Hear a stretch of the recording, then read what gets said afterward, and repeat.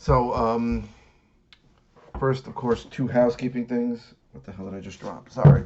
Um, two housekeeping things. First of all, if you like the videos, click like below. It's really important for our SEO, our search engine optimization.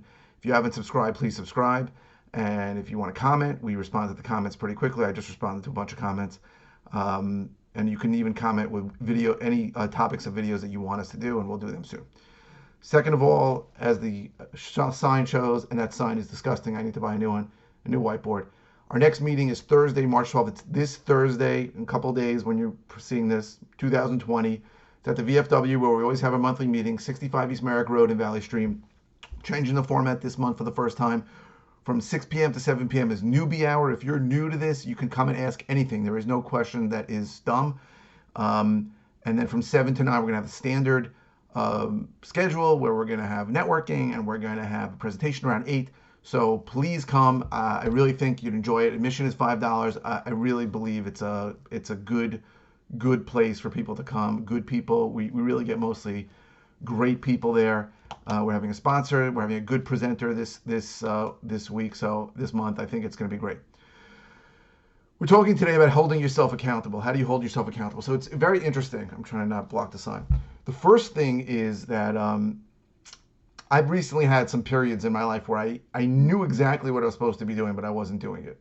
And not just like for a day, not just like a procrastination of a little bit, but like I had things, I was time blocking my day and just not doing things. And I found really two really good methods to break through that situation where you know what you're supposed to do, but you're not doing it. The first method is have an accountability partner. So I have a guy that I call every day in the morning, and we have a list of questions we ask each other. And a lot of them are business related, some of them are personal related.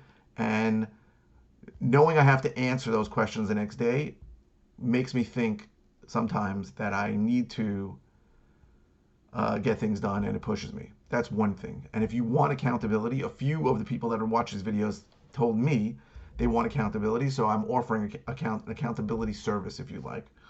If you want, where I'll call you twice a month or every week and hold you accountable. That's the first thing.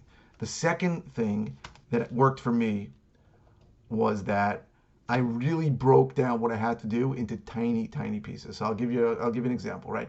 I'm falling behind on some of my Podio tasks, right? Podio is the CRM, the customer retention management, which is where our whole business is run, and I'm not doing some of the things that I should be doing. So I was letting things fall behind, and calls that I had to make to follow up with leads, or offers that I had to make, general Podio tasks. I'm still not caught up, to be perfectly honest, and I'm a little embarrassed about that, but I'm getting there. And the way that I got there is I used to time block like an hour, do Podio tasks. And when I looked at that, I was like, oh, it's too many to do. And it was a subconscious thing, right? I know that the best thing for me, my business, was for me to do those Podio tasks. But I wasn't doing them because subconsciously it just seemed like it was too much. It's like, trying to empty out the ocean with a bucket. And I felt like I wasn't going to get anywhere. What I did is I broke that down. I said, do 10 Podio tasks. 10 Podio tasks I can do. Sometimes I'll take 15 minutes.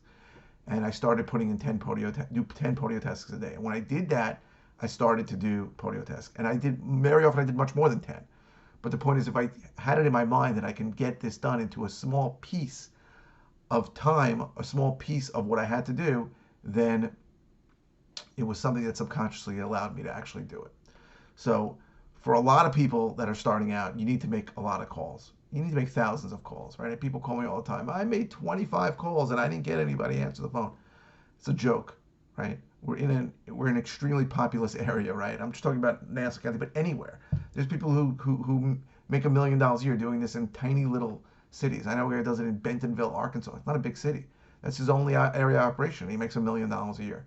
We're in an area where there's, Nassau County is 1.3 million people, right? Forget about New York City. It's got 8 million people. So,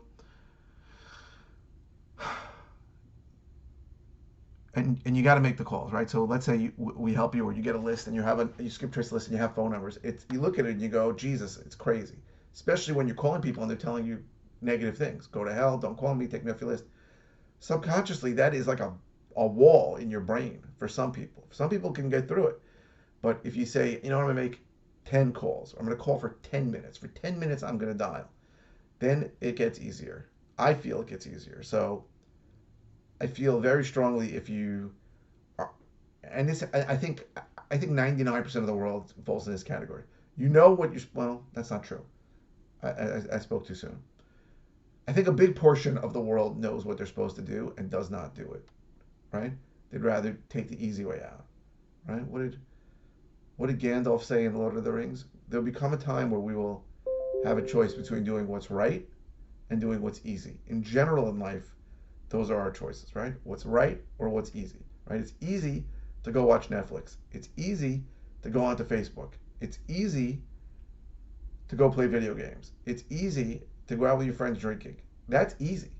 What's right, if you're trying to build a business, is to spend the time on tasks that probably suck, right? Making calls to people, to a list of 10,000 people who are likely to sell, but many of whom have no intention of selling, is difficult. And you have to ask yourself whether you're going to do what's right, which is make those calls, or do what's easy, which is piss away your time like a big portion of this country does. Now, obviously, there's a place and a time to relax, of course. But if you want to make this into a business, and we've said this before, you need to create a system. Now, that can be I'm going to call 2 hours a day. That's fine. Or I'm going to make 5 connections a day, right? That can be more than 2 hours, right? You don't always connect with people. But you need to have some way to hold yourself accountable. Most people are not accountable to themselves or to anyone, right? That's why most people are not successful, and a lot of people suck in the most important relationships of their life, whether that's a spouse or a partner, or whether that's a parent or a child. We're not as good as we could be in those relationships because we don't do the things that we should do, whether that's calling our mother, whether that's spending time with our kids, whether that's saying good things to our spouse or our partner, whatever it is. But we know what we should be doing and we don't do them. And the reason why is because we're not accountable. Because none of our friends, our great friends, call us up and say, hey, Jerky, how much time are you spending with your kids? No one wants to have that conversation with us. So if you, let's take this for example, if you're not spending as much time as you want with your kids, have a friend call you and every day ask you, how much time did you spend with your kids last night? Again, it's going to be annoying to the point where you're going to do it. You're going to spend more time with your kids. And if it's a business thing and you want accountability, I am here for you and I will hold you accountable on the things you need to do.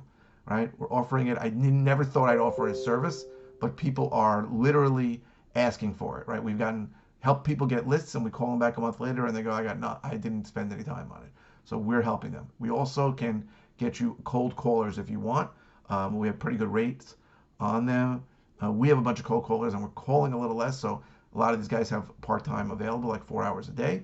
So if you want to talk to us about that, we'll help you with that. But again, for accountability, you need someone to hold you accountable, right? Most people are just not good accountability partners with themselves.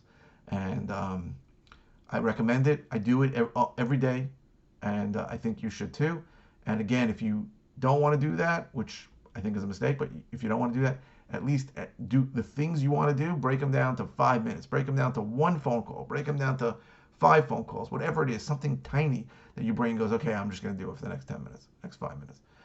Those are my 2 tips on how to hold yourself accountable or how to have someone else hold you accountable.